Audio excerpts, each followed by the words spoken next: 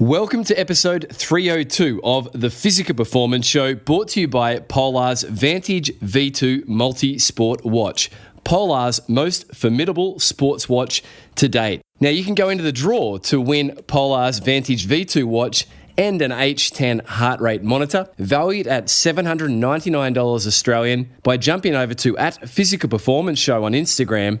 There you'll see the giveaway post, and be sure to follow the instructions to get your entry in. Entries are closing soon at 11:59 p.m. Australian Eastern Standard Time on the 13th of December. My name is Olav Aleksander Bu. This is the expert edition on the Physical Performance Show. Today we will be digging a little bit into some general details of what we have been doing in Norway the last Olympic period. Now that was the voice of Norwegian sports scientist and elite coach Olav Aleksander Bu. And you'll enjoy plenty of learnings from Olav on this week's expert edition, The Science of Triathlon. And the winner is... Failure is not an option. I've had my ups and my downs.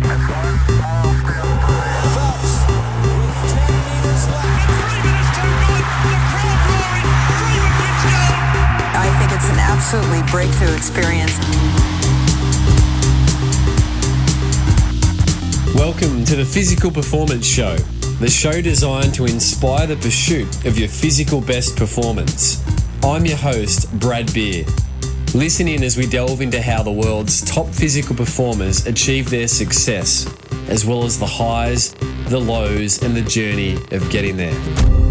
Let's get ready, set, let's go. I'm Brad Beer, sports physiotherapist and exercise scientist by trade and training, and founder of Pogo Physio. As you know, each week we'll bring you the latest and greatest information and inspiration designed to help you perform at your physical best. Of course, we do this across a range of our different episodes: interest editions, coaches' corners, learnings catch-up episodes, featured performers, and expert editions. And we recently featured current Olympic triathlon and World Triathlon Series champion Kristian Blummenfelt, who recently set the Ironman triathlon world record of 7 hours, 21 minutes and 12 seconds in Cozumel, Mexico. And during that episode, Kristian referenced one of his key members of his team, Olav Aleksander Bu, today's guest, who has been working extremely closely with Kristian over the last 5 years post the Rio 2016 Olympic Games. Now, the head coach of Triathlon Norway, Arild Tveiten, former guest of the show, episode 224, graciously connected me with Olav, who, despite a hectic schedule at his end, made time to share today with us the many learnings he's had from his career to date around the theme of triathlon science. You will need your pen and paper. You may need to listen back several times. There is so much information in this expert edition. And it is little wonder that Norway are leading the world of triathlon across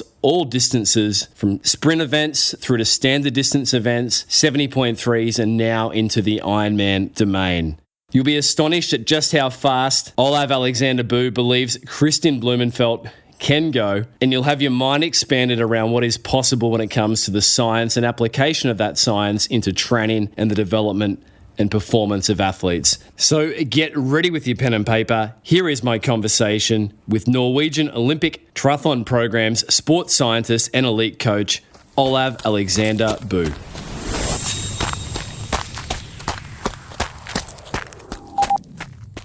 Olav Aleksander Bu, welcome to the Physical Performance Show.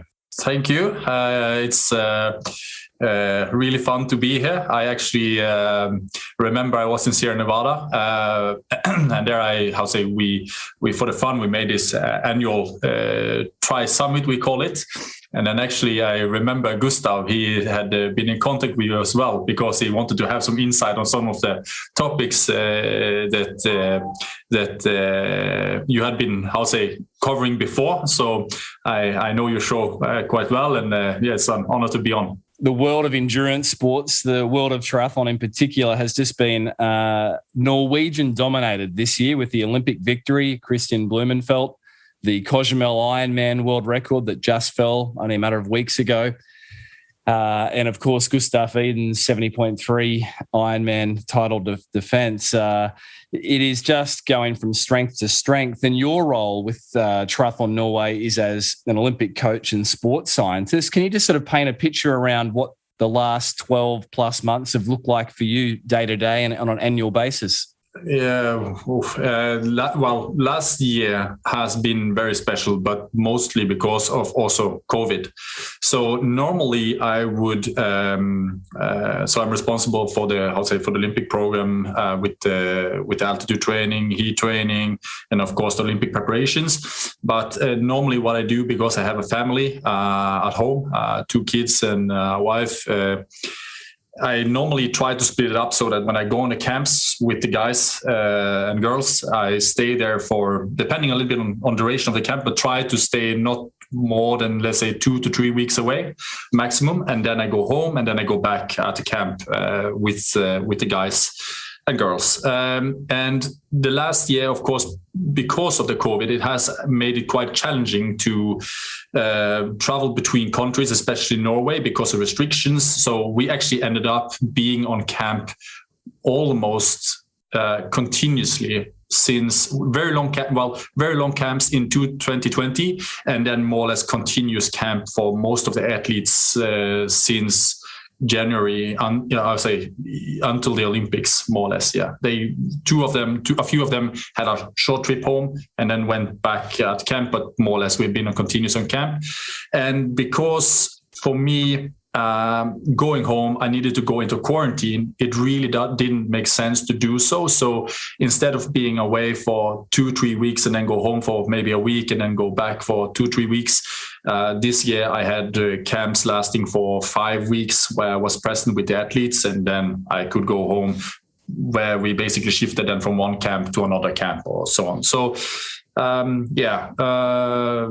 my day-to-day work with the athletes have been everything from, I'll say, coaching in the training and so, but also continuously reviewing the training we do every day with the athletes, going through to understand a little bit how was it compared to what we planned, what should we do better to the next session. So we do this more or less every day when we're together, to individualization, because athletes respond differently to the program that we have. So inside that program, let's say overall program, I do the individualization of the athletes. So Kristian needs a little bit different stimulus than Gustav and Kasper, Lotte, Solveig, Stine, and so on. And then, of course, it's the testing that we have done much more in the field the last year compared to previous year, because it's been much harder to go home and go into the laboratory. So we brought the laboratory out into the field together with, developing also better field laboratory technology. Leading several of the projects that with everything from developing the cockpit that we had to the suit that we used, developing new methods to quantify the performance of the different stuff and so on. So it's been a massive year, massive investment, all kinds of aspects. But there's no surprise with such attention to detail and rigorous execute review that the success has been there. When did you start working with the Norwegian triathlon team, Olav? Was that post Rio? No, actually, I started working with Ariel and Kristian. That was in 2015, leading into Rio. But my role in 2015 was basically more to, collect as much as possible data and try to understand where we could make a difference going past Rio. So actually my role into Rio was, I didn't do, I wasn't involved in the coaching or this kind of thing. It was basically more monitoring. And of course, if there was something that I saw that maybe they could pay attention to, I would give them a heads up. But in reality, that was very, very little. It was more monitoring and preparing for post Rio.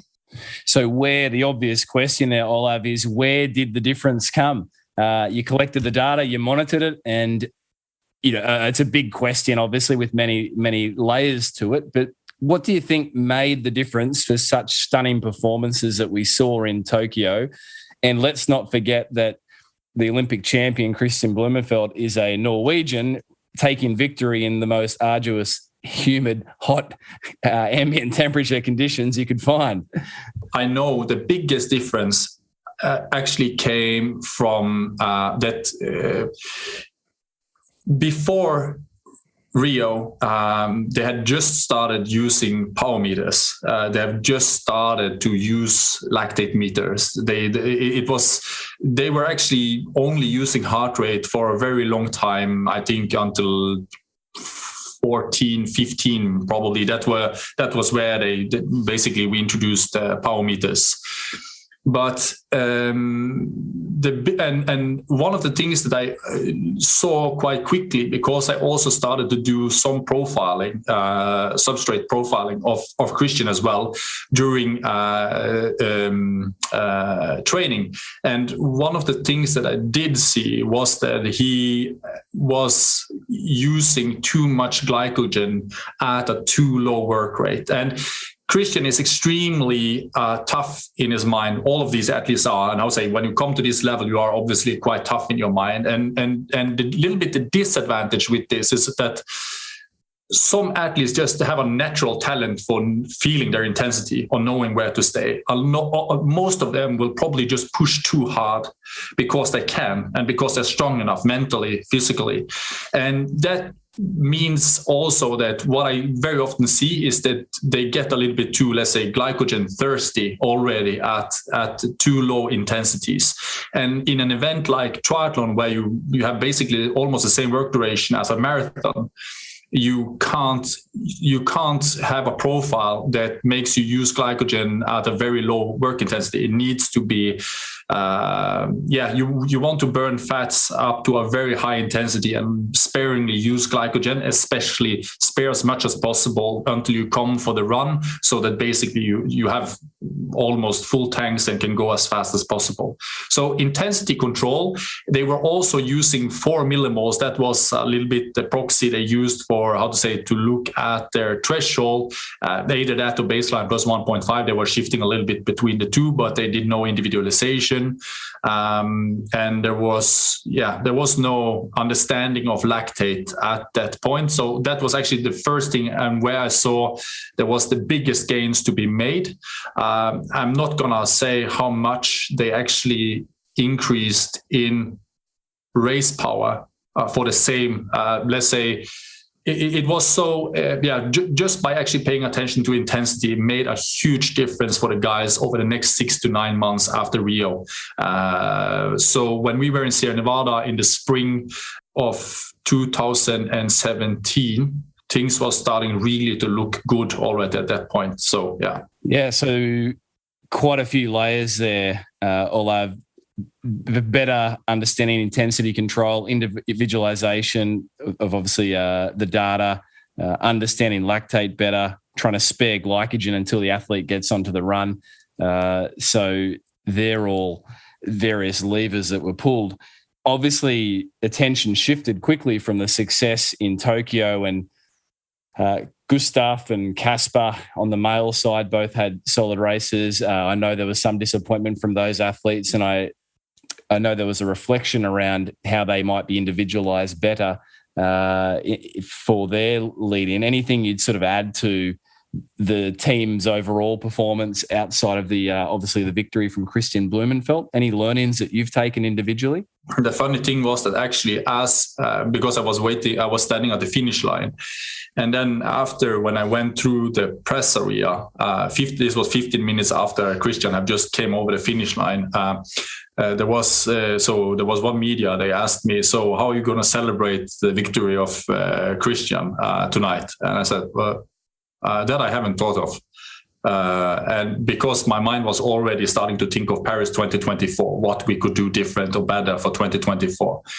I think that one of the, of course, the limitations we have is that, and I think is a little bit difficult to understand, is that this level, I'll say, I think you would probably call this diminishing the return on investment, because at some point, basically investment just go exponential compared to what you're trying to achieve.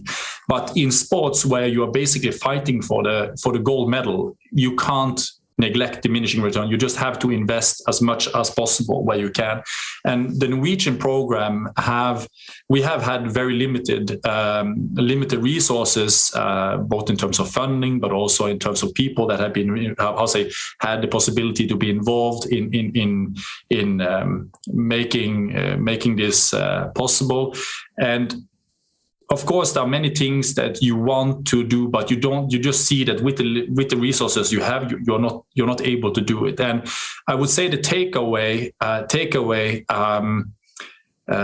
from Tokyo mostly was that I had some clear action points in my head of what I wanted to do a little bit different with Kasper, what I wanted to do a little bit. Well, Gustav, I don't think there was much different to do with Gustav, because the problem with Gustav was that he got a respiratory virus or something like this that we weren't able to find out what it was. He went through, I don't know how many examinations, but I think in the end it also started to solve itself, but he was a little bit more unstable that summer leading into the competition.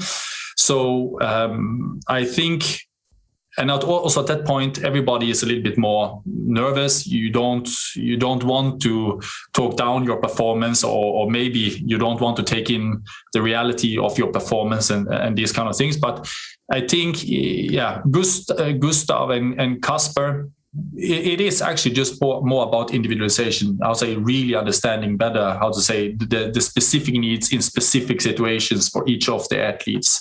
And for Kasper, it was more clear. Gustav, I don't know actually really what or how much. There, of course, there are some things, but I really don't know if. Because he could easily have had a day as well in the Olympics too. I think if it hadn't been for the sicknesses and these kind of things that had been that summer. So that's at least how I recollect it at the moment. Yeah. Yeah. Thanks for sharing, Olav. If we jump over to long course triathlon and Cozumel, Mexico, 7:21:12, the new Ironman world record.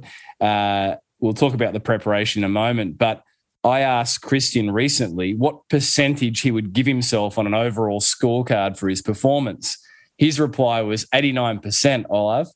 I'm going to ask you, as the driving force behind his programming leading into Cozumel, what percentage grade you would give him, obviously out of 100% there, Olav. I haven't thought about it in percentage, but if Kristian says it's 89%, I believe him.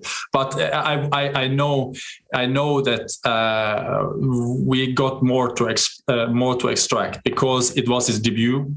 Even though we had a very tough program leading into Cozumel to prepare him, we didn't do a full Ironman preparing it, and as we also see in training, it is always, swimming do affect the cycling do affect the running performance. If you only do a run session, you can run really fast on it. So Kristian, Gustav, Kasper, so on, they can run very fast on a marathon if they only did that in training. But because in Ironman, you have actually been swimming first, you have been biking first, it also will affect your running. So what we do know is that hindsight, of course, the swim was fast. It was a downstream current. He could have gone faster, but one of the things we discussed leading into the race was that it wouldn't make sense for him actually to try to go away or break away and then maybe get like 1 or 2 minutes on the swim, because it's a really long day. And then on the bike, what we actually hoped for was that some of the bikers would just go all in and try to bridge up with Kristian so that he would have somebody to work together with on a bike. And then on the run, we knew anyway that he was much faster than all the others. So it was not that we were afraid of the competition, but of course we were talking more about the record. Of course, we wanted to go fast, even faster than Gustav had. Maybe that was one. Like Gustav said, now I set the bar for how fast you need to go. For Kristian, of course, they have a little bit friendly competition. That was, of course, one driver behind it. And then, of course, it was the Ironman record that was a little bit faster than what Gustav had done in Florida, which was 7 hours, 40 minutes. And then, of course, we knew that if the day were there and everything was looking good, he could maybe even beat Jan's let's say, ultimate iron distance record. So both the Ironman and iron distance record. So hindsight, I would say that swim, he could have gone maybe a few minutes faster if he just went a little bit harder, still controlled. Biking, there we ended up with a misfortune. We ended up with some tires we couldn't replace some tires that were really worn. And he was running a tire wheel system that we couldn't get spare or new tires for where we were. So we ended up actually having to fit butyl. That was the only thing. We also didn't get hold of latex. So we had to fit butyl tubes inside hookless or tubeless tires.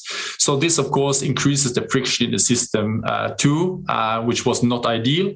And then also one limitation we knew already from the bike that we couldn't do anything with was that we want to shift Kristian a little bit more forward on the saddle to get his back flatter, but also to be able to engage more of his muscles or distribute it more evenly over his muscles.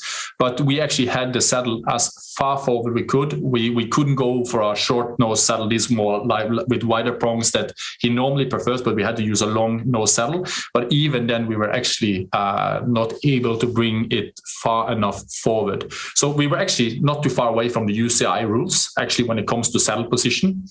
And of course, we also are doing now work on the cockpit, but that wasn't ready for that. So we know already there, for the bike, we can shave off more time just from the tires, from the position, from the cockpit, and so on. And also, of course, more training, just getting more training, racing Ironman as well. On the run, there we already trained for 2:30 marathon. I think that actually the limit we have been playing around from a physiological perspective. Where are probably the breaking 2 limit in an Ironman? So what's the breaking 2 in Ironman when it comes to the marathon run? And there we think it is actually somewhere probably between 2:20 and 2:25. Whether we will get there within next year, I'm not sure, but that we get closer to 2:25 on the marathon, that I'm fairly convinced about on the right day, right track with the right people in the mix. I think that's for sure is doable as well. So performance-wise, I knew he had more left in the tank, and he clearly showed that for the last 5K on his run, where it just went progressive and really put in going faster, and then ended up running 3:30 the last K or so towards the finish line. So, and I'll say I'm not sure if Kristian have told, but he actually also had a diarrhea leading into the race, and of course that's not ideal. Because you really need to fill up and nutrition wise and so on before the race. So there are many things. So maybe that's account for an 11%. So 89%. Let's give it. let's make it that. and Kristian did share that, Olav, and he also shared that his toilet stops on the run were 1:43. So he knows he can shave off 1:43 for the 2 toilet stops. Olav. In terms of the block leading into the Ironman debut and the subsequent world record, there wasn't a lot turnaround time from the end of the World Triathlon Series, of which Kristian took out the World Triathlon Series title, and getting ready for the Ironman. It started in earnest with him jumping on the time trial bike. How many weeks of preparation was there specifically for Cozumel? For Cozumel, I think it was 7 weeks of training. 5 weeks at Sierra Nevada and 2 weeks in Cozumel. We were discussing whether we needed 3 weeks or 2 weeks, depending on the heat there. But the conditions that we got on race day was, I think it was 28 degrees and 80% humidity or something like this. So it's actually quite similar to Tokyo, in fact. From when I started researching the heat protocols and making the heat program and monitoring the guys quite closely for how long time they need to acclimatize, we knew that Kristian needs somewhere between 7 to 10 days to acclimatize for something like that. And of course, when you go from Sierra Nevada, you don't know 100% because it's a little bit different also from what we have done in the past, because Sierra Nevada at that time, it's colder. It's also much drier. And that's not good, because typically what happens when you go to altitude is that you actually start to lose plasma because it is thinner air. So you start to ventilate more, and it's drier air. So because of that, you also lose, you don't get the same amount of humidity into your body when you're breathing in, but you are breathing out quite a lot of humidity. So typically you will lose more plasma when you go to altitude. So we tried to mitigate that. And then we decided that, okay, we think we have a good plan. And we monitored very closely his hematocrit all the way to Sierra Nevada. So we felt that we had pretty good control of that. And then we saw that, okay, 2 weeks should be enough for Cozumel. So that would make it 7 weeks, actually, 7 weeks preparation after what was the last race he did? That was the Super League race, League race. So in completely other side of the spectrum. And then a week off, and then 7 weeks preparation, into Cozumel. And in Kristian's YouTube videos, of which led into Cozumel, you feature heavily driving the car, doing skids, and performing tests. You talk about some of these key objectives of the training block being to overall raise the bar in Ironman, to maintain a high VO2 and develop fatigue resistance, and to keep the VO2 high instead of just focusing on efficiency. Kristian asks you in one of the videos to explain it, and this is in simple terms, and this is what you shared. You have an extremely high energy expenditure, so you are able to turn around, a lot of calories into work, and that makes it possible to actually, if you don't have much sessions, you have to prioritize the Ironman sessions. But the more work you can do, the more you can start to vary a little bit. And what we are trying to do when we do the intensity session is to try to raise the ceiling, and then the volume session where we're doing more Ironman specific, we're trying to lift up the pace even faster than what we have seen before. But this again is the first Ironman cycle we are ever doing, or first Ironman block we ever doing. So we still got some learning, but I think based on all the science and stuff we have done, I have a good feeling that we are on track for something cool. We are on track for something cool, i.e. a world record. So can you just explain that a little bit more about the high energy expenditure you mentioned earlier about Kristian's profile using too much glycogen at low work rates? But is that similar or different to the high energy expenditure that he has? Similar or different? No, that's different actually. For me, energy expenditure is basically just how much energy, independently of where you get it from, that you are able to turn over. And of course, one measure, one of the metrics that one uses very often for that is, of course, the VO2 max. And then, of course, there has been there is also another more theoretical metric, which is called VLA max, but we don't use VLA max directly as a metric. I use that more like just for something to check, but we look more at the fractional utilization of oxygen at race pace compared to your VO2 max. Those two would be, interrelated. But where it started, that was more intensity control, of course, and that's more where do you get your energy from? Do you get it from the glycolysis? Do you get it from or glycogen or fats, more or less, carbohydrates, fats. While energy expenditure, you can imagine that speed is a function of power and efficiency. So basically, if your speed, that's a function of how much power you can produce and at what efficiency. So if you have a poor efficiency, a lot of that power you're producing, you're wasting it in let's say directions that are not bringing you towards your finish line. Very efficient athletes, of course, they more or less a big portion of the power goes towards bringing them towards the finish line. And of course, that also changes. It's not like that. Very often when they try to measure efficiency, they normally go into a laboratory, but the disadvantage very often with the standard protocols that are being used is that you test it fresh. You don't test it when it's fatigued or after a certain amount of kilojoules of work done at a certain power output, or let's say race specific power output. So when it comes to energy expenditure, you can imagine that the ultimate ceiling for speed is power. So power you can never go faster than 100% of your power, or let's say that you're producing. But the power you're producing can never be, so the mechanical power you are producing can never be higher than your total energy expenditure either. So we know that big portion of the energy you are expending is going to heat, and then there's a portion of it that goes into mechanical work.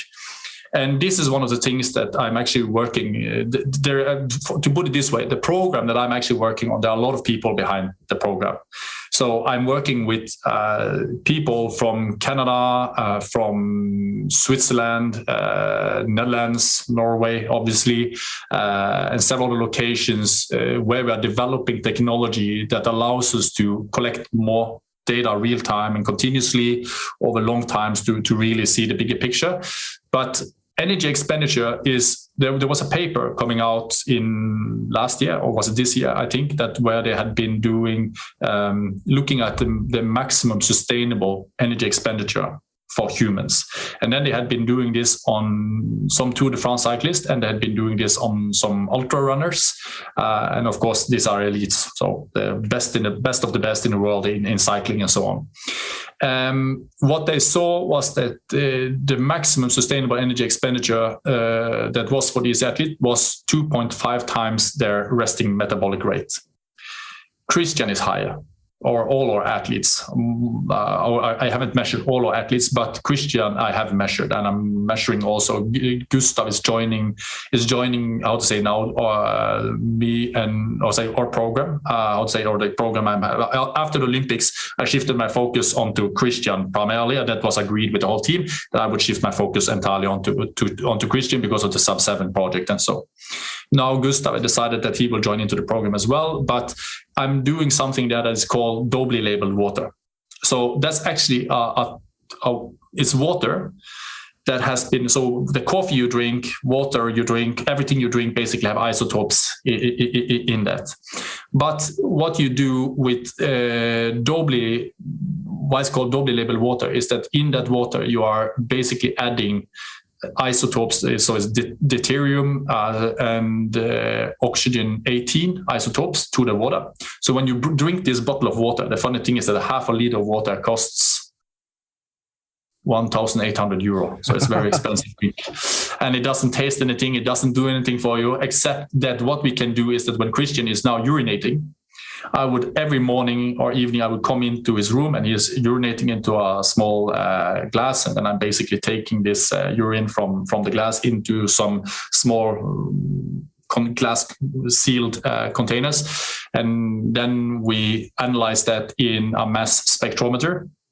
And then we can see basically the reduction in the reduction in isotopes as the days go by and so on. And this way we can how to say, do a very non-invasive, non-intrusive method for mapping his energy expenditure. And you can imagine now that the more energy, the more calories you can burn, the more training you can do, obviously. The less energy you have available or you can do before you end into a fatigued state, or you are starting to lose weight or these kind of things, the more specific you have to be in your training. So obviously, if you only had like a few hours a week for training, I would only prioritize training Ironman specific, just Ironman specific training. But at some point, if you have more energy available so that you can expend or you can burn, now you can start to do more training. So now it makes sense to maybe do some training that goes a little bit higher intensity or something that goes a little bit lower intensity. And at some point, when you really start to become fast, it makes sense to also, you want to bring everything high up. You want to bring your race pace up. But if we know that your race pace is basically hammered by your let's say your anaerobic threshold, because your or maximum steady state, because your race pace in Ironman will be closer to your little bit above your fat max or LT1. So when you want to go faster now, we need to bring this up. So how do we bring this up? Well, basically it's a function of your glycolysis and your VO2 max. So what we need to do is to raise the VO2 max even higher up. And we also want at the same time to bring the fractional utilization of oxygen even higher up. So basically your race pace also comes higher up towards your VO2 max. Of course, it's not possible to bring it all the way up. And maybe we could go that faster by bleeding off maybe a little bit more VO2 max as well. But the whole concept is basically about that everything is limited by, to put it in just pure physical terms, you could say that your 1 hour power will always be lower than your 30-minute power. Your 30-minute power will always be lower than your 15-minute power. Your 15-minute power and so on will be lower than 5-minute power and so on. And if you at some point ending up having a 60-minute power, or let's go a little bit shorter duration, if you say that your 30-minute power starts to become very close to your 15-minute power, basically it will be almost impossible to develop your 30-minute power very much more. And then maybe you can extend it so you can go a little bit longer. But the problem is that your 15-minute power now becomes a limitation. Okay, that's not physiological speaking, but give an impression of it. So you need to raise the ceiling. And we know that one of the most important ceilings that we have in physiology is, for example, the VO2 max. So the more energy he has available, it means that then now we can do the Ironman specific training, which is the key training. But then at the same time, we can also start working on other things as well that we know will help bring up the speed of his Ironman specific training as well. So energy availability is absolutely critical. Yeah, I think to be honest, I think that one of the things that one lose out on when one look at, for example, so what would be very often what happens in sports is that people try to lose weight, for example. So maybe losing weight to improve their watts per kilogram ratio or something like this.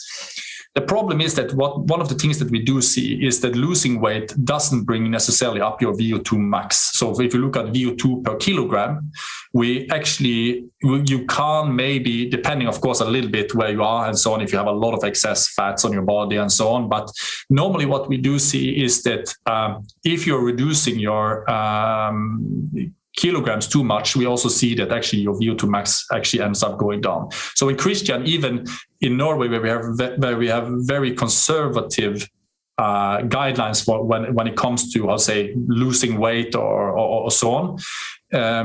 Even when Kristian goes down towards 72, 73 kilograms, his absolute VO2 max, so measured just in milliliters per minute, actually goes down. So if he goes down, so actually he's more powerful in terms of VO2 with more weight on his body as well. And that's not only muscles, that's actually also a little bit extra fat on his body.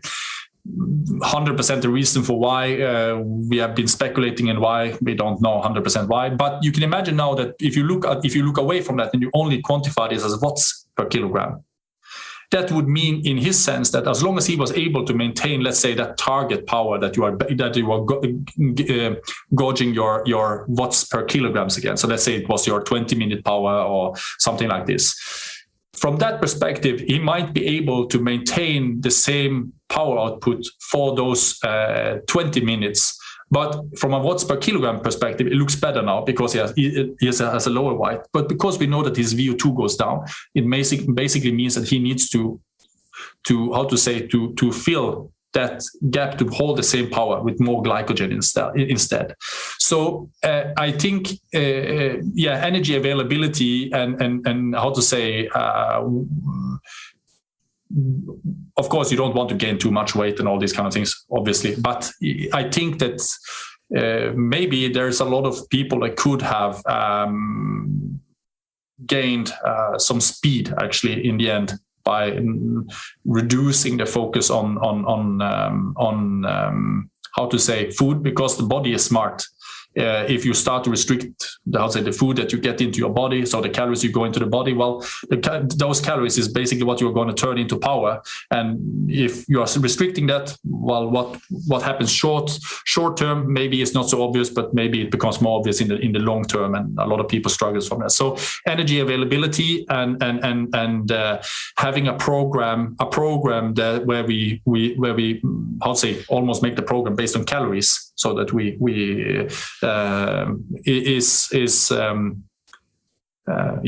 so that not only the ceiling of VO2 max, but also the ability to burn a lot of calories during a week is important. Olav, if you could give age group aspiring Ironman athletes looking to perform at their best across an Ironman distance, say a top tip around what you just shared there, if they could do one thing? Obviously their resources, they don't have access to testing and the close monitoring at times, or mostly.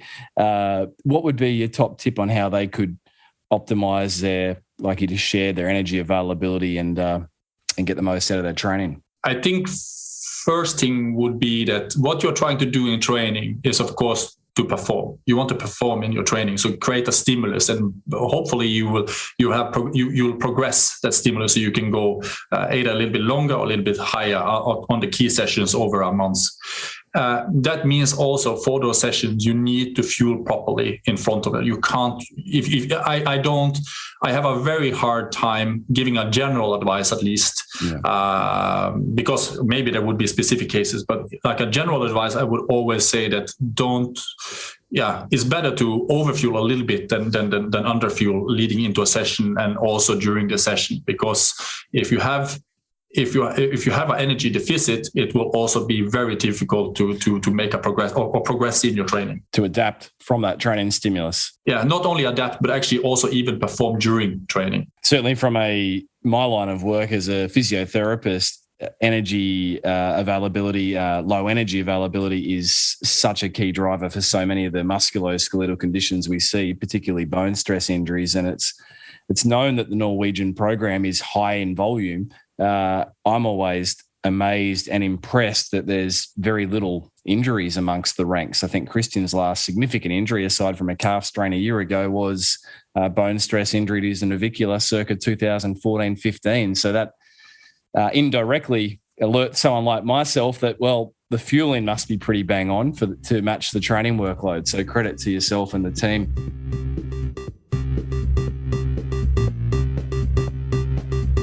You're listening to this expert edition featuring Norwegian Olympic triathlons, sports scientist and elite coach Olav Aleksander Bu sharing around the science of triathlon. Support for today's show comes from Polar. Now, just like today's guest, Polar come from the heart of the Nordics. They have the experience, insight and history of quality, design and innovation which is unparalleled. Worn by some of the best athletes on the planet, if you're feeling like you need to get back and beat your best, then it's perhaps time to upgrade your multi-sport GPS watch and jump over to polar.com. You can check out the incredible features of Polar's multi-sport watches like Polar Flow, Training Load Pro, run and bike tests, so you can nail your VO2 max and power training alongside nightly recharge and recovery load pro features, all designed to help you absorb and make the most of your training and come back even stronger. Check out Polar's brand new military-grade GridX Pro, the toughest watch out there, built from military-grade sapphire glass with ultra-long battery and new navigation tools, or also the new Vantage V2, my favourite, in stunning Polar red, one of the lightest multi-sport watches on the market.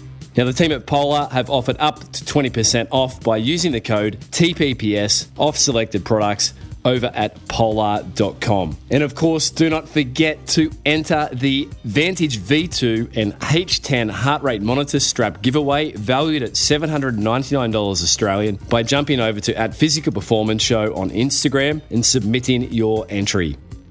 Now, it is prize time for our annual feedback survey. A massive thank you to everyone who took the time to leave valuable feedback on how we can continue to evolve and improve the show to ultimately continue to serve you in helping your best performance be realized. We were amazed and thankful with the amount of feedback that has come through, but there can only be one winner of the $50 Amazon gift card, and that is Julie Zeller of SBR Triathlon. Julie, thank you for your valuable feedback alongside everyone else. Keep an eye out for the $50 voucher coming your way.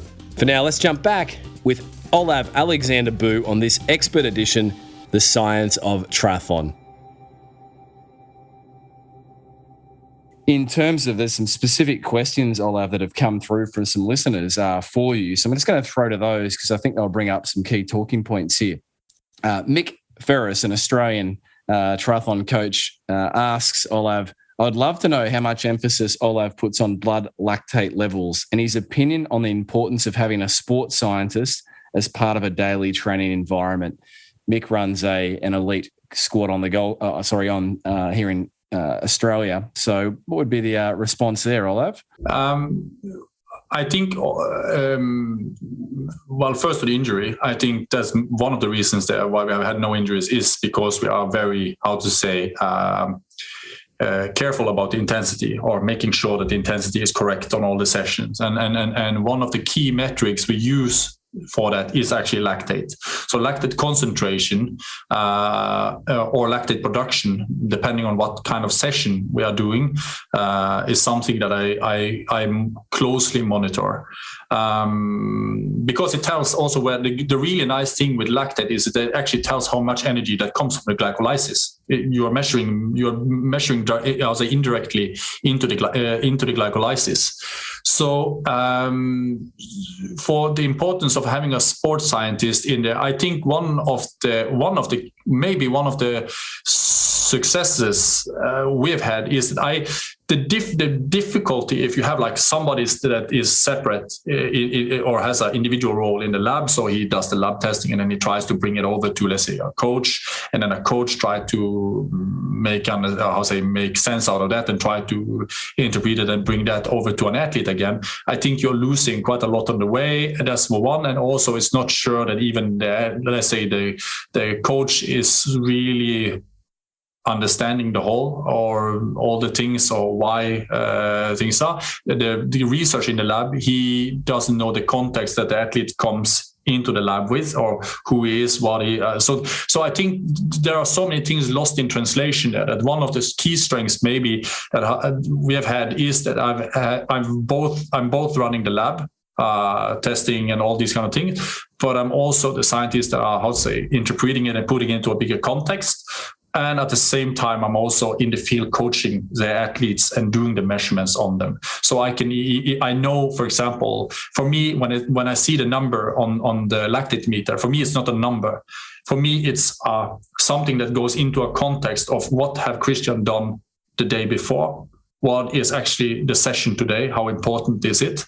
What is the session tomorrow or the next days? That's for one. And so also on top of that, I know what is the stimuli that Kristian needs.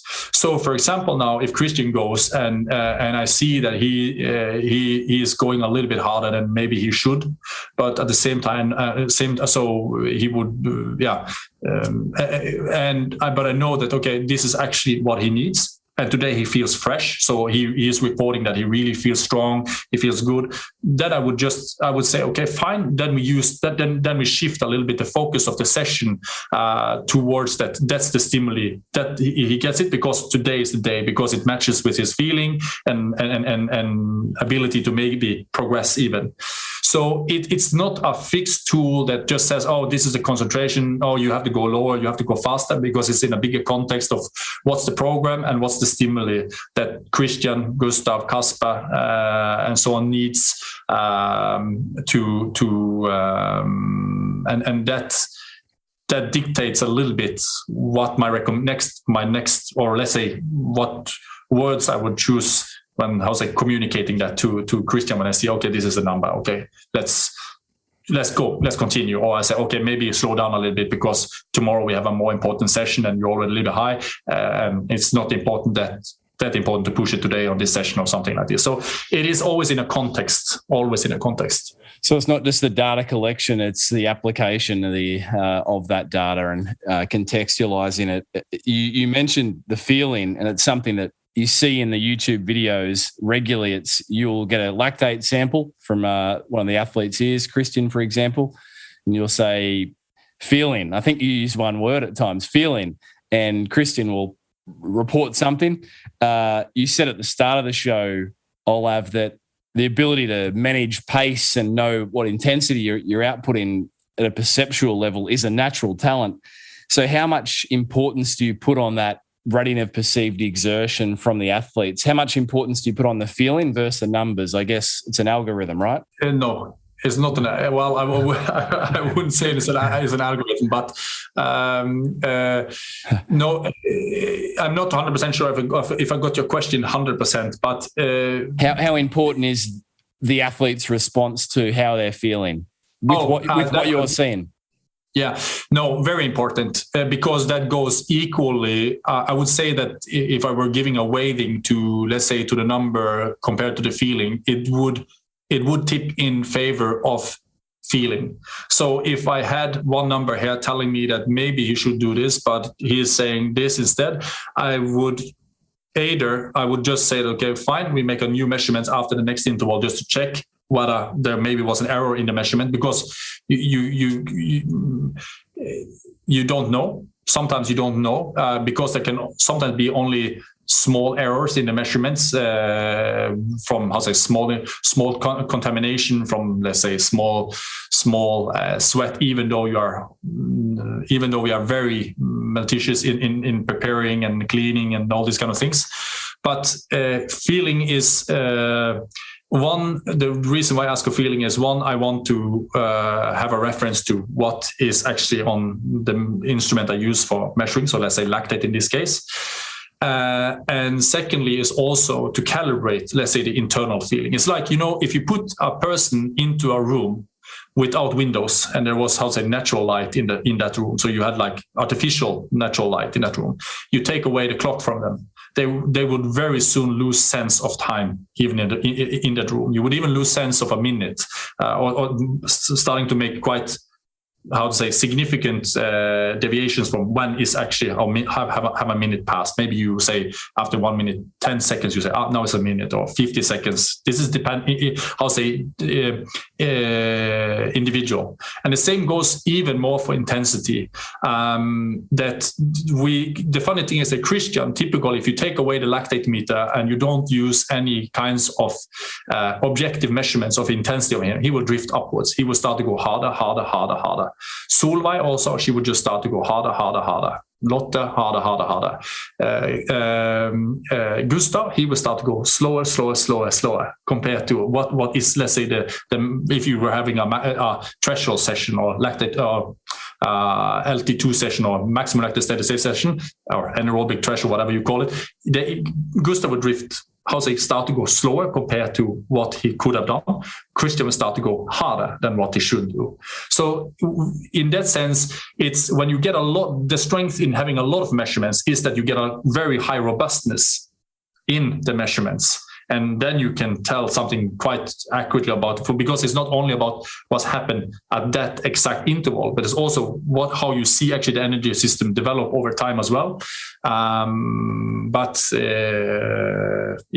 For sure, feeling is important for that interval, but in the bigger picture, numbers makes a big role then to what is happening to the program in the next phase. So it's very important. David asks, have any of the athletes had issues tolerating nutrition during races and training? And if so, how have you dealt with this? I think actually the biggest it was not a big challenge that either. But I would say actually the biggest stomach issues we had was actually when looking at electrolyte balance in the fluids, in 2019 when preparing for our own test event leading into the Olympics. That was actually we had our own test event before the test event. So there we had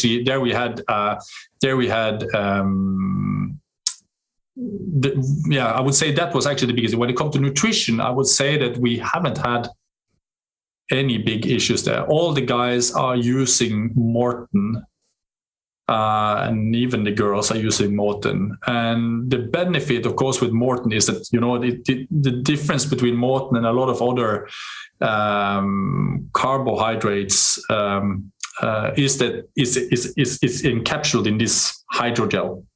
And that makes it very, nice to both your teeth or mouth and everything, but it also makes you very nice. It goes very easy on your stomach too. So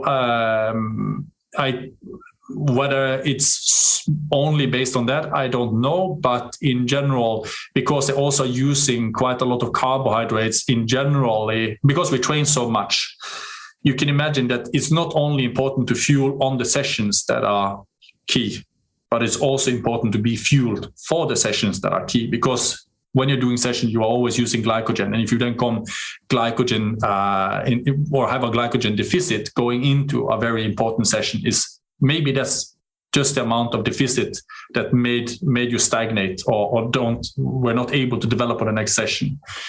Because when you are doing Olympic programs and so on, it's so demanding. If it hadn't been demanding, everybody could have done it. And that's the difference, of course. There are so many details and so many things that has to be automated or just go by itself. And I think one of those is that, fueling and making sure that you have enough carbohydrates. So that makes also because they're fueling in between the sessions, on the easy sessions also, it makes it, of course, the body more tolerant also to carbohydrates. So that's probably a benefit compared to maybe an age group that doesn't train that much. Maybe you can train like 6-7 hours a week, and then you only are using carbohydrate potentially on the hard sessions, or let's say the threshold, or let's say demanding sessions. That's maybe the only place they're using it. And then of course the stomach doesn't get the same time to acclimatize to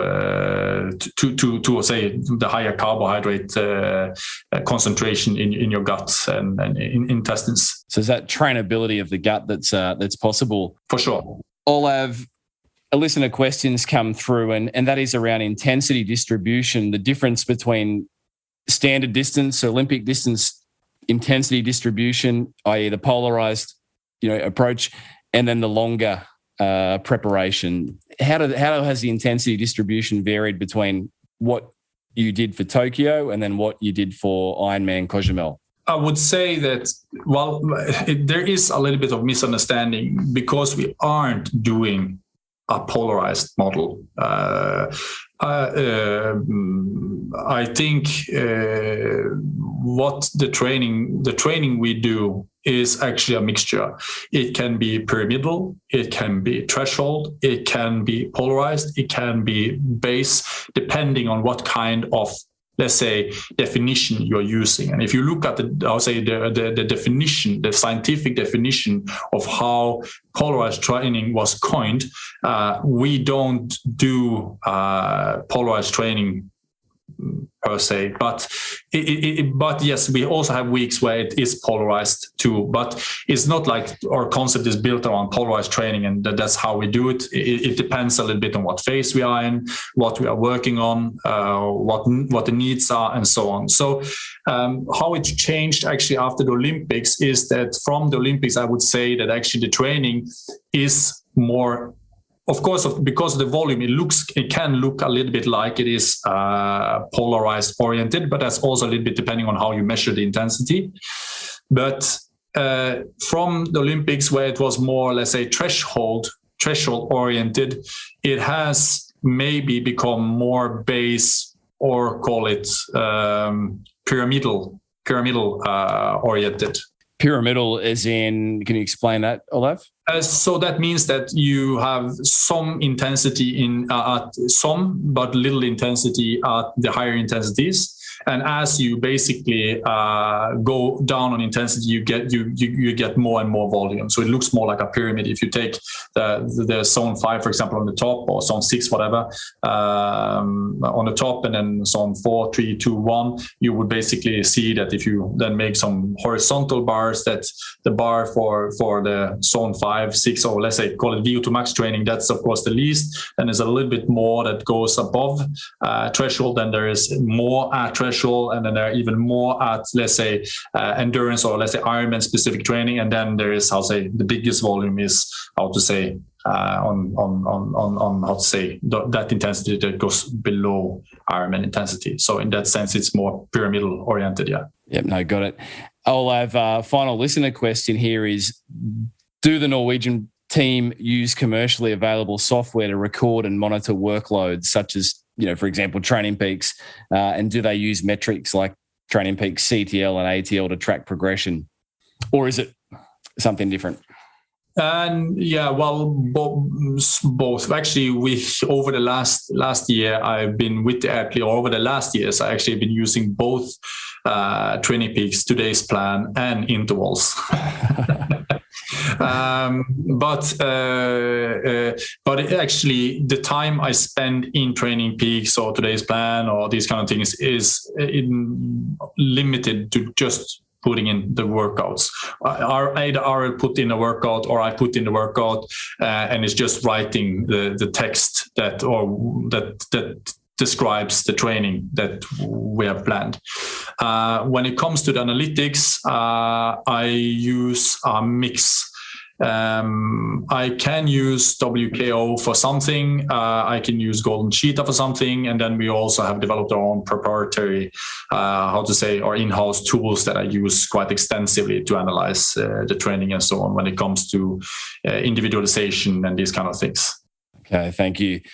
Olav, the technology side of things, it's been well documented, the suit, the Trimetech suit that was worn there in Tokyo, and the core body temperature sensors, the testing, that was very cutting edge and resulted in an unorthodox looking suit. The Australian commentators butchered their commentary about the white suit. It was very, I will say, disrespectful, but ironic, given that it was a suit that was worn to victory. So any sort of behind the scenes stories you've got around the development of that Trimetech suit? Well, actually, if you look at the suit, you see if somebody had been swimming in a Speedo, nobody would arrest them. And actually, if you see there is almost what looks like a black Speedo underneath the suit. So in that sense, I wouldn't say they are more disrespectful than a swimmer. But no, when it comes to the suit itself, to be honest, I don't care about aesthetics when it comes to performance. Aesthetics has, I have to find the right context to put in. But in our context, I would say aesthetics has nothing to do with performance. And for us, the only thing that was important was performance. So when I started to lead the development of the Trimetech suit, what did we want to do, and so on, we also needed to find new methods actually to quantify the performance of the suit as well. So actually what we did was that we didn't use the core sensors as much to measure the core temperature, because they had a lot of sensors on the body. It was the cool thing with the core sensor is that it doesn't, a lot of people think that how it measures core temperature is that it uses, either they think that it's measuring the skin temperature and it applies some algorithm to offset, let's say, the difference between skin temperature and your core temperature, or they think that it uses an offset. You can buy these thermometers on the pharmacy where you can, like, you just scan the skin of the forehead of your head or the kids or in your ear, and then you get a number there. Even though we know that if you measure directly here, it's lower, but it uses an offset. Actually, how the core sensor does it is that, and this is the really cool thing about it, and this is actually one of the projects that we are running now, and we are developing much further from a calorimetric perspective too. And that is that the core sensor measures thermal power, or you could call it heat flux, but it measures. So you can imagine your power meter on a bike, it measures mechanical power. This one actually measures thermal power. So the way that it measures your core temperature is that it takes the skin temperature and it measures the thermal power. And now if you know the insulation value of something, you can say something about the heat of that comes from the core. It actually comes from industry. So you can imagine that if you put this on a window, and on the outside of a window in a building, and you attached it there, and you knew the insulation value of the window, and you measure, okay, how warm is the window on the outside? You can't say anything about how hot it is inside, of course, because again, there can be a huge difference. But if you now measure the thermal power, so basically how much heat it actually radiates, in the same way that if you take a cooking plate and you put it to 2 kilowatts, if you took this sensor and it hadn't been made of plastic and you put it on a cooking plate, you would actually be measuring 2 kilowatts. And that's actually what it does. So we put it on inside here. So this is actually one of the methods that I have developed, and that was that we took these sensors. We took these sensors and put it around inside the body together with green tag. The scientists and people they are amazing. So they came up and helped even with the measurement, because I had a very close cooperation with them. But now we can measure how much thermal power actually the suit allowed us to dissipate. And there we saw a major difference between different suits. And there is where we found something that was quite nice together with Trimtex, and which still is, let's say, a secret, both in how we quantified it and measure it. But I think, the difference is on the paper between the suits we tested, even the one that we used in the test event in 2019, which obviously wasn't bad, with Casper coming in second. There was still a significant difference between the new suit and the old suit. And of course, this is what we want to have on Kona or Cozumel and all these kind of things. And you can imagine that when Kristian runs the 2 last Ks of his Olympic race, and people are starting to reach the critical temperature, having a little bit better heat dissipation maybe allows you to go a little bit faster. Yeah, well, the results were there, and I certainly wasn't offended, because I grew up in the 90s running around doing triathlons in what we call DTs here in Australia, or Speedos. So exactly. I had no issues with it. It was, I think, the uninformed Australian commentators at the time, if I could say that. You're listening to Olav Aleksander Bu, elite coach and sports scientist for Triathlon, Norway's Olympic and now Ironman distance athletes, sharing around the science of triathlon. Support for today's show also comes from Precision Hydration. Now, I caught up recently with Andy Blow, co-founder of Precision Hydration, to find out what they've been up to with their recent developments. Yeah, Brad, it's been a great project this last year, because what athletes want to know is how much fluid, how much sodium, how much carbohydrate they need to take in per hour.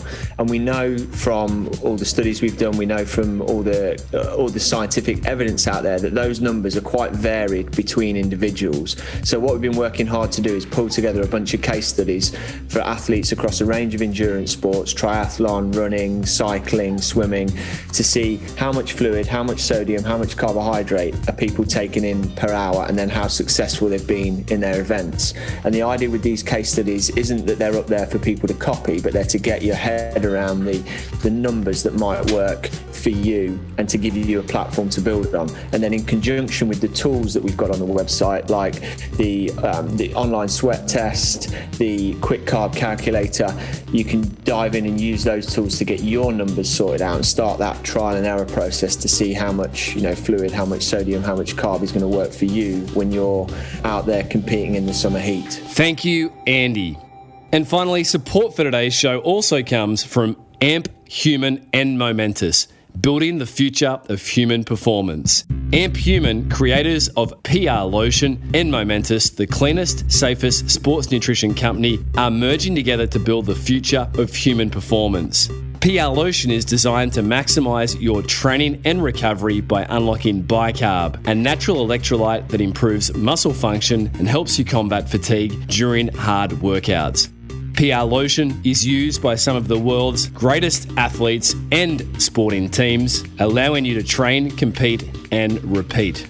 Now, the AMP Human team have generously offered up a special offer for the listeners of the Physical Performance Show. You can save 25% off when you buy from the AMP Human brand store over at Bike Exchange. Simply use the code TPPS25 at the checkout. That's TPPS25. For now, let's jump back with this week's Expert Edition guest, sharing around the science of triathlon, Olav Aleksander Bu.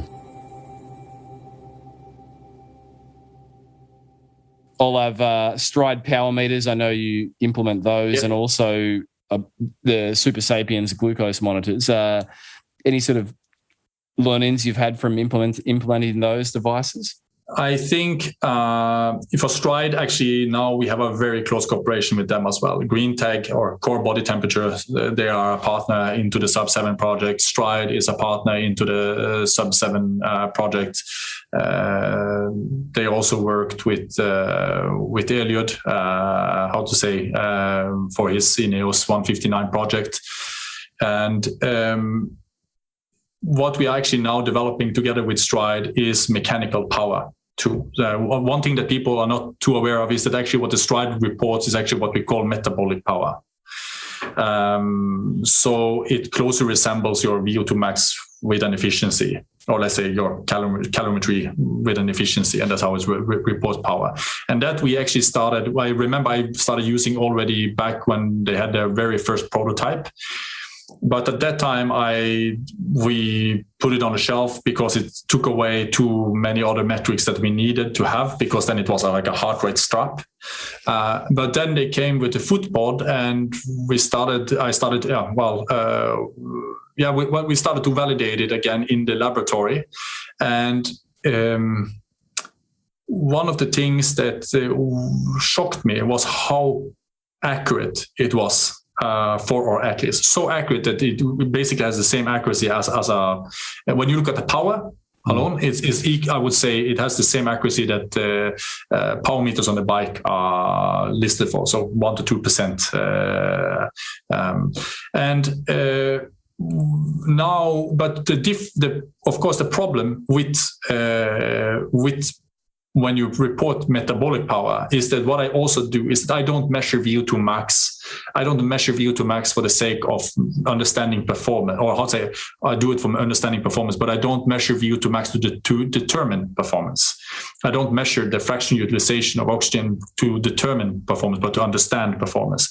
And the difference is that the best way to gauge performance is by going what speed can you hold of an Ironman? What speed can you hold in Olympic distance triathlon? What's your power output? Because it makes no sense to sit on an ergometer and then push power and then you try to understand how to say the performance from a VO2 max perspective, which is even further away from your performance than speed is, or power. Power is closer to speed than how to say calometry is. So calometry for me is a way to gauge the biochemical efficiency. So if you basically, you probably heard about the term, of course, you're familiar with the term gross efficiency, but that's basically looking all the way from calometry to speed. But in between there also have power, so mechanical power. And if you now, for example, can measure mechanical power on the running, now you can also understand, one, how good is your biochemical efficiency, not only fresh, but when you are fatigued in different climates and these kind of things. But you can also understand how much is biomechanical efficiency. So basically the conversion from mechanical power to speed as well. So the Stride is how to say a tool not only for, let's say, intensity control and having more detailed data on the performance, but is equally also much a tool that we use in the assessment also to understand where are the gains to be made with these athletes. Is do we need to focus on trying to do something with the heat mechanical power relationship? Is it biomechanical? It is, or is it just, how say, just plain straight normal training to that will make the athletes faster? So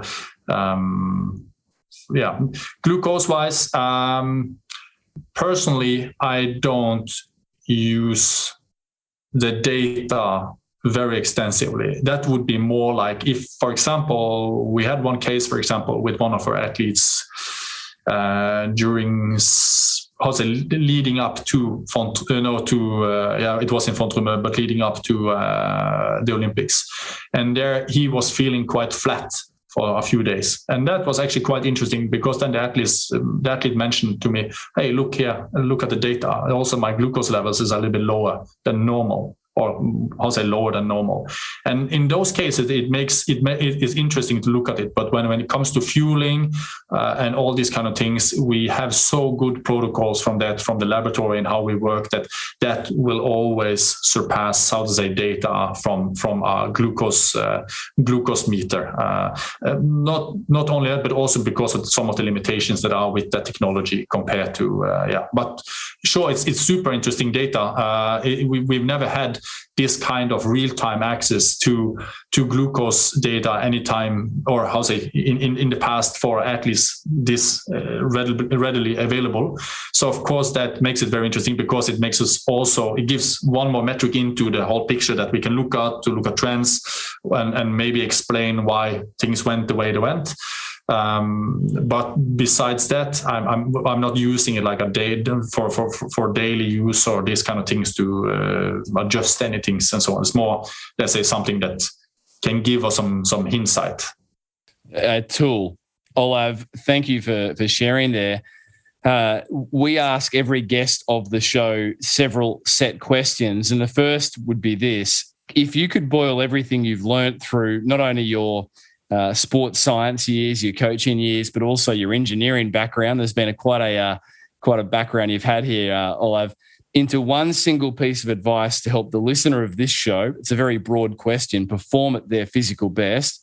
What would Olav's single piece of advice be? My question will be, what level would I be at? But one single best advice would be, there will always be tough days.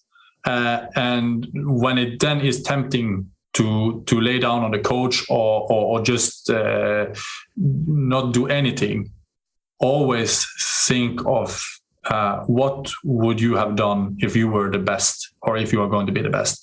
And very often, everybody are going to have bad days. Everybody are going to have injuries, or I'll say some kind of injury or sickness or these kind of things. And then trying to make the best out of those situations too is probably where I would say, for like a general advice that makes you go. There is some truth to I think, was it Malcolm Gladwell that wrote the book, the 10,000 hour rule, something like this. Mm-hmm. Of course, some people say, no, that's not true, or nothing like that. But there is a lot of truth to it. Practice makes master. And I think that the difference between, how to say, being the best and second best can in many cases be that the best was good at taking even, those bad situations also and turning them into quality work. because, okay, that forces me to just do something different, but that makes me, okay, then I put quality on this now that I haven't had opportunity to do before. But that's I think that's a key takeaway. Brilliant. Olav, every guest issues a physical challenge to the listeners as well. So what is Olav Aleksander Bu's physical challenge for the week going to be? Like a one time or many, or like to implement daily for them or weekly or whatever? You know what? Let's go with that. I think because you've got so much to offer. So let's glean from your wisdom. And what would be an ongoing physical challenge for endurance athletes to think about? Even just running 10 minutes a day makes it so much easier to ramp up the training when you have the motivation to do it than skip training. So just get out, run even 10 minutes that in a way that you don't even get sweaty, because just keeping the body, in the routine,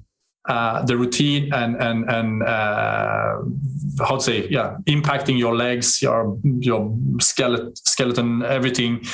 So even if it's only 5-10 minutes a day, or easy running, that you even don't have to go into the shower after, just do it, because it makes it so much easier to ramp up your training when you want to start running. So, and it makes it also much easier for the head to just know, okay, I'm just going to go out and run around my house 2 times and then I'm back in. If it's that, do it. Yeah. Wow. I've got friends in Australia here who are up to their 1,798th day today, I believe, of running 5Ks a day. Oh, wow. So it makes me think of asking you this, Olav. Kristian's spoken about it and it's documented in the videos. He'll often go out for a walk in the altitude of Sierra Nevada. What's the purpose of that? Is that just conditioning for the body, durability? I would say there are many things to it. One is, of course, to keep the circulation in the body. So circulating, of course, or let's say increasing the circulation compared to if you just were laying down on the couch, especially after maybe some very heavy training or so. Keeping up the energy expenditure so we don't lose that. But I think also one aspect that one can't forget is that you can't separate psychology from physiology. I think all athletes will perform the best when they are happy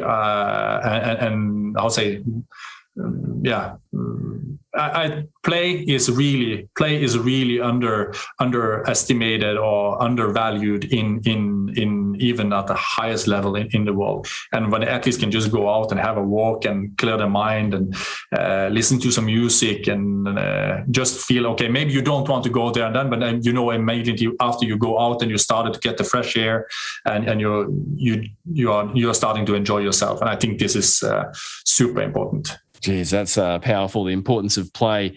I must ask, what do you think is Kristian Blummenfelt's greatest strength? This can be psychological or physiological, but what do you think sets him apart?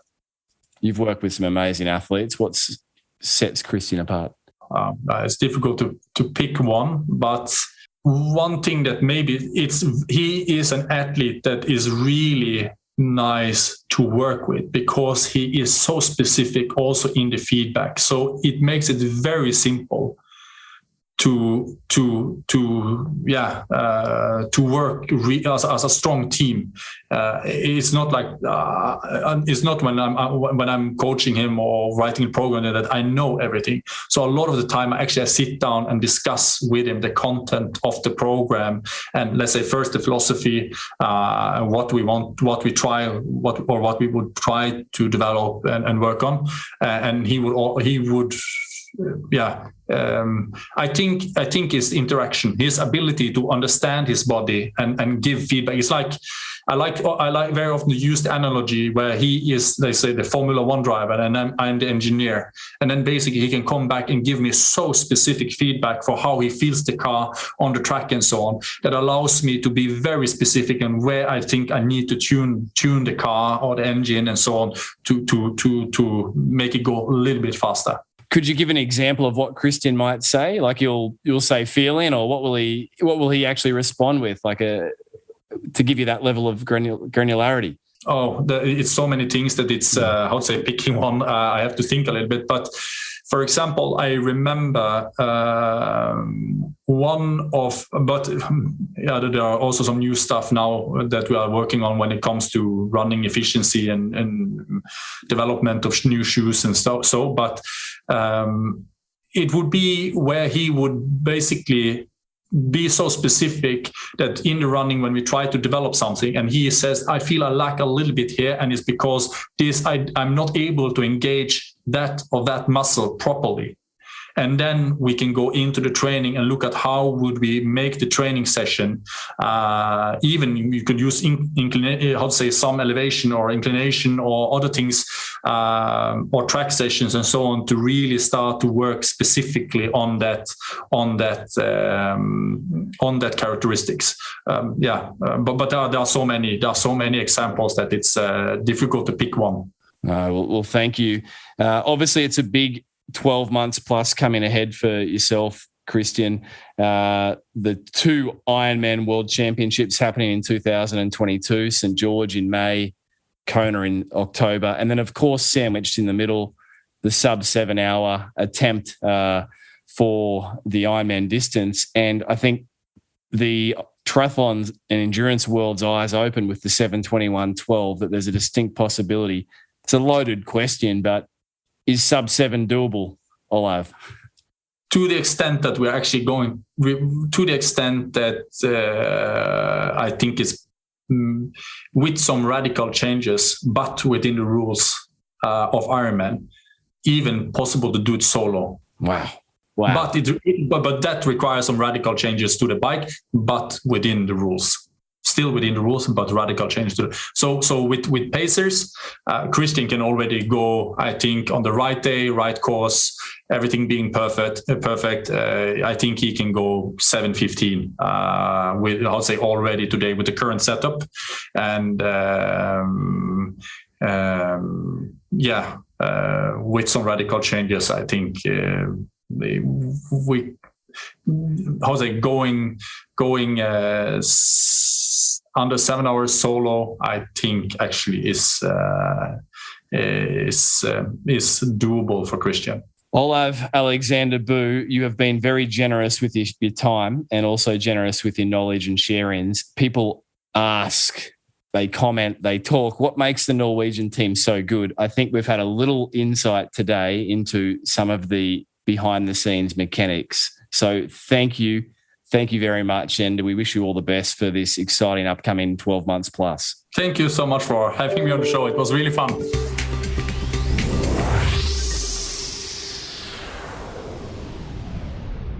So there you have it, another episode of the Physica Performance Show. Now, we say that this show brings you the latest and greatest information and inspiration, and I am sure, like myself, your mind has been expanded around the powers of innovation and application when it comes to sports science. And is it little wonder that Norway have been dominating the world of multisport and triathlon? Olav, thank you for sharing so generously. Be sure to follow Olav over on Instagram at Olav Aleksander, that's OLAVALEKSANDER, and let Olav know what it was that you enjoyed. Consider also popping a podsy up on your Instagram story. Simply screenshot this episode and tag in the show at Physica Performance Show. While you're at it, tag in Olav Aleksander as well, and you can find my handles over on social at Brad_beer. Thanks to those that have been popping podsies up. They are a whole lot of fun. Now, if you'd like to support production of the show ongoing, you can become a Patreon supporter of the show. Simply jump over to Patreon and search for the Physica Performance Show, and there you can pledge your support of the show from just $5 per month, and in return we'll grant you complimentary access to our back catalogue of live stream events featuring Dr. Stephen Seiler, Dr. Shona Halson, and Rinny McGregor, who recently shared a wonderful live stream fueling the endurance athlete. And as you heard Olav share today, we cannot underestimate the importance of fueling endurance athletes. As always, a massive thank you to the team who make this show possible each and every week. Daryl Misson, our audio engineer, Susan Wilkin on all things show administration, and Matthew Olding, all things show graphic design. Now, coming up on next week's episode of the Physical Performance Show, we keep the Norwegian theme going and the learnings coming your way. And we've invited Triathlon Norway's sports director, Arild Veiten, back to the show after featuring in July of 2020 to reflect on Triathlon Norway's gold medal performance in the men's Olympic Games triathlon at Tokyo with Kristian Blummenfelt's historic gold.